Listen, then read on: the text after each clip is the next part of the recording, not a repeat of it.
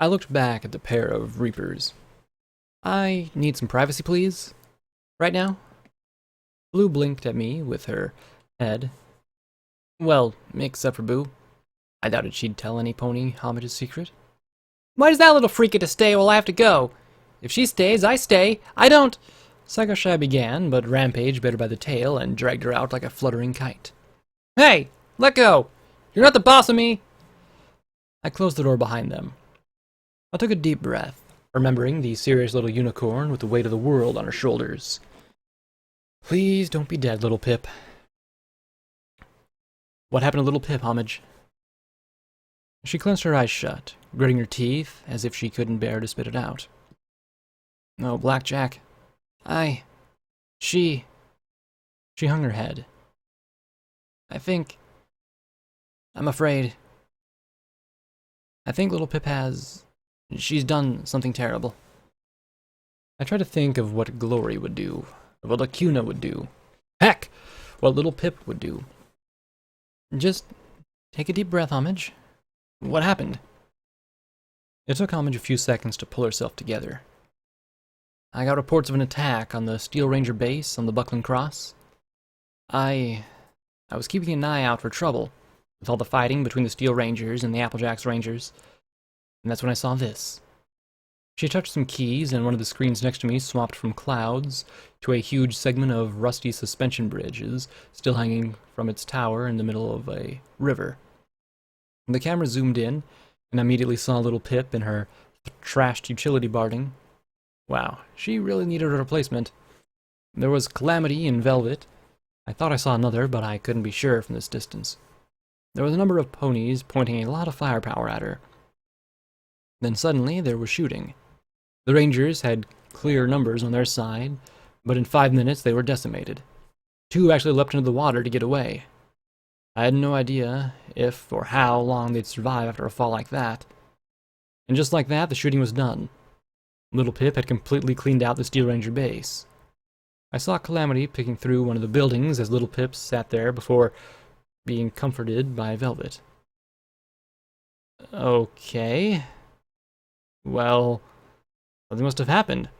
Somebody shot and little Pip defended herself? She wouldn't just take over a ranger base like that without good reason, I said as she looked at Homage.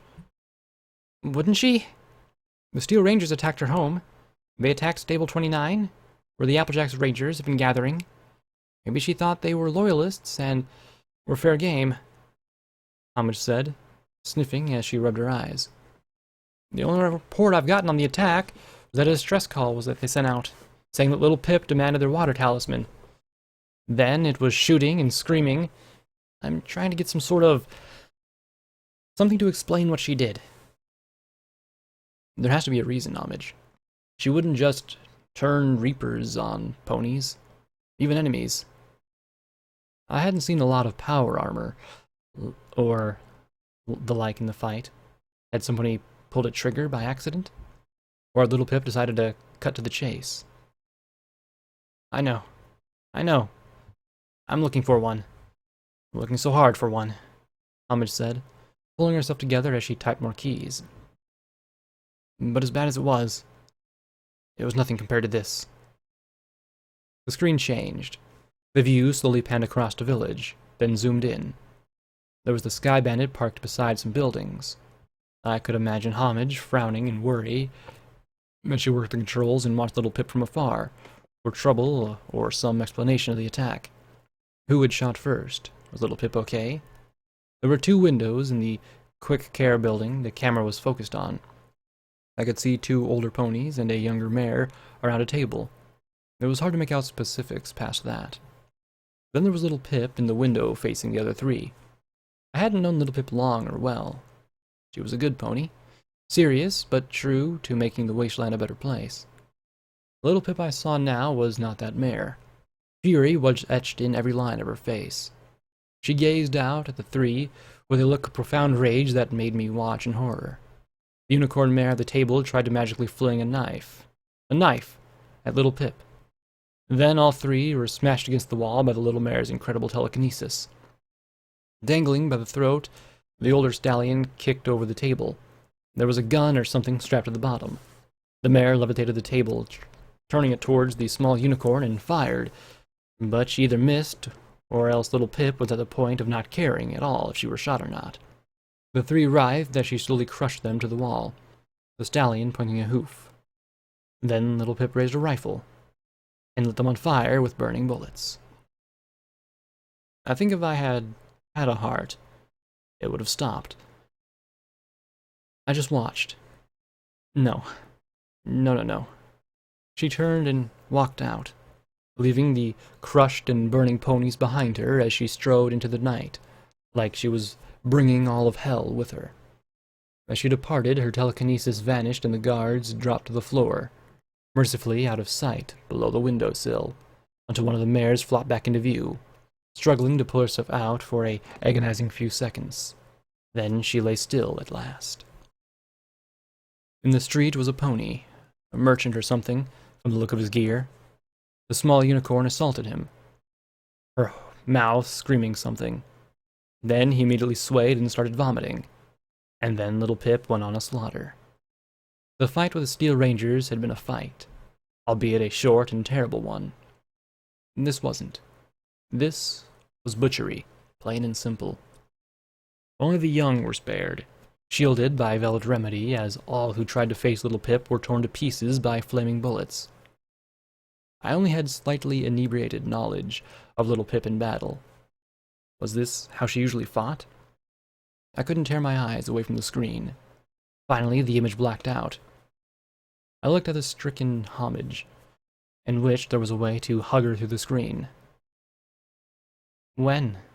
I asked, when I regained the ability to speak. Just a few hours ago, she said with a sniff. I can't bear to look back again. Why would she do that? Why would any pony do that? I could think of a few reasons, but they all applied to ponies more like Psycho-Shy than little Pip. I felt cold inside. Cold and still and dead. I don't know. I can't... Mind control? Blackmail? Maybe she was drugged out of her skull on Stampede? Something? Something had to have made her do that. I couldn't shake the image of her crushing those ponies to the wall. They'd been helpless. Utterly helpless. And she'd burned them. I don't think I want to know. I can't tell people what she just did. I can't... Homage said as she shook her head. I don't want to know the truth. I don't want to imagine a chance that she... Blackjack. She killed every pony. It was just a village. I'd been there before. Never bothering any pony. I couldn't blame her. Homage, you have to know. You have to find out, and you need to be the one with the honest voice. Find out why she did this. There has to be a reason. You know that. Find it. And make sure every pony else knows too. It would be better than sitting there getting twisted up in knots. Homage rubbed her eyes as she stared at me. And what if I find out that she's broken? You know what? I replied. For a moment she looked at me, stricken as a tear crawled down her cheek. Then she sniffed and nodded once. Tell the truth. No matter how bad it hurts. She answered, clenching her eyes shut and nodding her head. You're right. I need to make sure folks know. They can take care if she has. I nodded and stared at her. And Homage, if you find out, if she really has broken, I'll go find the stable dweller, and together we'll bring her back to you and not let her go till this is made right again. Okay? I promise you that. For some reason she looked at me oddly, then broke into a sad smile and laughed softly. Good one, Blackjack. I think I needed that. She rubbed her eyes as I blinked at her. Huh? I'll take care of that in a bit. Need to make sure folks don't wander and wonder why DJ Pony's been crying his eyes out. She sniffed and looked at her controls. You got MAS EBS 13 working? What happened? Then she looked more concerned as she looked at me. And what happened to your face? Long and ugly story. I'll share with you some other time, I said as I looked away. Funny, mentioning the gauze suddenly tripled its itchiness factor. As for the tower, there was an enclave terminal wired to the controls. I don't know what it was doing, I said as I glanced behind me. The featherhead I'm with smashed it to pieces. Enclave? She blinked in confusion. Clearly, Gil had to have something to focus on besides what little Pip had done. The Pegasi? Why would they? She sighed and frowned, shaking her head. Too many mysteries. Welcome to Blackjackville, homage, population 2. Still, I'll have to look into it. After I find out what happened to Arbu. I've lost contact with 4 more towers near the Everfree, and 2 more in the southeast. All far from any pony who'd be interested in them. Who'd be interested in the towers? I asked with a frown. I don't know. Red-eye, or just high-aiming scavengers, I suppose. Homage said finally, composed. She took a deep breath and gave a wan smile. Okay. I've got a broadcast to do. Oh! She blinked. Helping Hoof wanted me to tell you something about that wired-up ring you found. I straightened, leaning forward as she lifted a sheet of paper. He said there wasn't any change in the healing potions. I deflated a little. Until Miss Ivy had a heart attack. She was brought to the clinic, but he wasn't able to save her. Afterwards, though, he checked on the potions. He said there was a slight decrease in their potency. He also heard something. A note. Like a scream? I asked, and Homage blinked and looked at the paper, then nodded. Sounds like there's big stuff happening everywhere, Homage said as her ears folded. All I can do is sit here. She trailed off. I knew that getting sucked into the mattress look, and I was seeing it on the face of way too many good ponies. And find out about little Pip, right? No matter how bad it hurts? She sighed and nodded, now looking at me firmly. Take care of yourself, Homage. And let me know about little Pip. And make sure the stable dweller knows too. She might help. Homage gave me the oddest look. Yeah. Blackjack?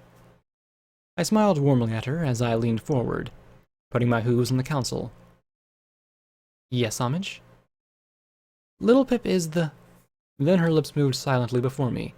I blinked, then looked at my hoof resting on the button marked mute on the console. I looked up and saw her lips moving. I tapped the button, but the damn thing was stuck. I frowned and tapped it repeatedly and looked up with a slightly tense smile. Please let me not have broken one of her MAS towers. Then she gave a tired, slightly sad smile and little wave before the screen went black. Little Pip is... What? I muttered as I saw Homage walking off to the microphone in a different screen. Little Pip is the one to worry about? Little Pip is... the really cute one? Little Pip knows the stable dweller? I paused, my eyes widening for a moment. Wait, could it be... Could she really... Then I snorted, laughing. Okay, Little Pip was a lot of things, but the stable dweller? The biggest, baddest, bestest mare in the whole wide wasteland? Come on, she was... small. She blushed explosively and was reduced to baby talk if Homage nibbled at the tip of her ears. She couldn't possibly be the stable dweller. Badass, yes, but not her. I fiddled with the button, trying to unstick it. I only caught the very sad end of the broadcast. Bringing you the truth. No matter how hard it hurts. DJ Pony rasped out. I suppose I could have stopped her then and asked what she meant before she got cut off. But she had things to do, and so did I.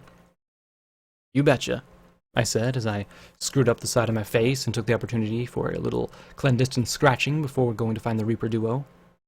Since I was half of a wasteland away from wherever little Pip was, I'd leave that up to her. I still have my own trials to face. Like... shopping.